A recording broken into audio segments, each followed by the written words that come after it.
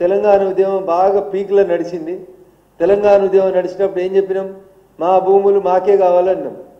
అదొక స్లోగన్. ఆంధ్రోళ్ళు కబ్జా చేసిన భూములని కూలగొట్టాలి అన్నాం.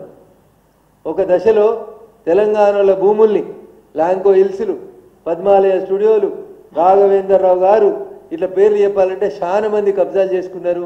ఆంధ్రలోకి పోయిన మా భూముల్ని మాకు రక్షించాలని ఒక పెద్ద నినాదంతో తెలంగాణ రాష్ట్ర సమితి పార్టీ ఉద్యమం చేసింది. లాంకో హిల్స్ ఆన్నే ఉంది. పద్మాలయ స్టూడియోలో అపార్ట్మెంట్లు వచ్చినాయి, సర్వీస్ అపార్ట్మెంట్లు వచ్చినాయి. గొప్పగా చెప్పారు ఏమని? ఇక్కడ హైటెక్ సిటీ పక్కన పెద్ద పెద్ద బంగ్లాలు కడితే ఈ బంగ్లాలన్నీ ఎంక్రోచ్మెంట్లని జేసీబీలు ఇటాచీలు తీసుకుపోయి వాటి మీద ఎర్ర సిరాతోటి రాసి ఈ భూములన్నీ గురుకుల ట్రస్ట్ భూములు, వీటిని అన్నింటినీ కబ్జా వెనక్కి తీసుకుంటుంది తెలంగాణ ప్రభుత్వం అని చెప్పి నోటీసులు ఇచ్చి రాసేసి వచ్చారు. నేను అడుగుతున్న కేటీఆర్ని, 2014లో తెలంగాణ ఏర్పాటు అయిన తర్వాత అప్పుడు ఆంధ్రప్రదేశ్ హైకోర్టు ఒక జడ్జిమెంట్ ఇచ్చింది. ఇంకా హైకోర్టు బైఫర్కేట్ కాలేదు. హైకోర్టు ఒక జడ్జిమెంట్ ఇచ్చింది. ఎన్ కన్వెన్షన్కి సంబంధించినటువంటి చెరువుని గుర్తించి దాని మీద మార్కింగ్ చేసి సర్వే చేసి ఆ ఆక్రమణని తొలగించమని చెప్పింది. బాగా చదువుకున్నారు కదా కేటీఆర్ గారు. సెల్ ఫోన్లోనే అంత కనబడుతుంది కదా, మీకు గూగుల్ మ్యాప్లు కనబడతాయి కదా. 2014లో సాక్షాత్తు ఈ రాష్ట్ర సర్వోన్నత న్యాయస్థానం ఎన్ కన్వెన్షన్ను కూలగొట్టమని ఉత్తర్వులు ఇస్తే ఎందుకు ఇన్ని సంవత్సరాలు మీనమేషాలు లెక్క పెట్టారు? ఎందుకు వాళ్ళ కోడల్ని తీసుకొచ్చి తెలంగాణ చేనేతకి బ్రాండ్ అంబాసిడర్గా పెట్టుకున్నారు? దాని వెనకాల ఉన్నటువంటి అంతర్యమైంది.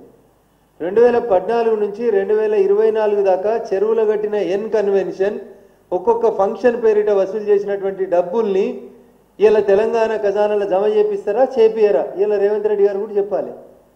ఒక్కొక్క ఫంక్షన్కి 50 లక్షలు, కోటి రూపాయలు తీసుకుంది ఎన్ కన్వెన్షన్. 10 సంవత్సరాలు 2014లో దాన్ని సర్వే చేసి తొలగించమని రాష్ట్ర సర్వోన్నత న్యాయస్థానం చెప్తే మున్సిపల్ అడ్మినిస్ట్రేటివ్ మినిస్టర్గా పనిచేసిన కేటీఆర్ గారు 10 సంవత్సరాలు ఎందుకు ఎన్ కన్వెన్షన్ని తొలగించలేదు? దాని వెనకాల ఉన్నటువంటి లాలూచి ఏందో చెప్పుండ్రు.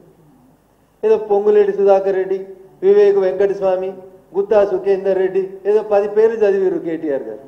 నేను ఇలా రేవంత్ రెడ్డిని, కేటీఆర్ గారిని, పొంగులేటి గారిని కూడా సూటిగా ఒక ప్రశ్న అడుగుతున్నాను. లేక్ ప్రొటెక్షన్ కమిటీ కోసం మీరు జీవో 157 2010లో తెచ్చినప్పటి నుంచి ఇయ్యాలటి దాకా సార్ అంతా కంప్యూటర్ యుగమే, సెల్ ఫోన్ యుగమే. మౌస్ క్లిక్ చేస్తే ఏ సర్వే నెంబర్లు ఎవరెంత కట్టిరో తెలుస్తుంది.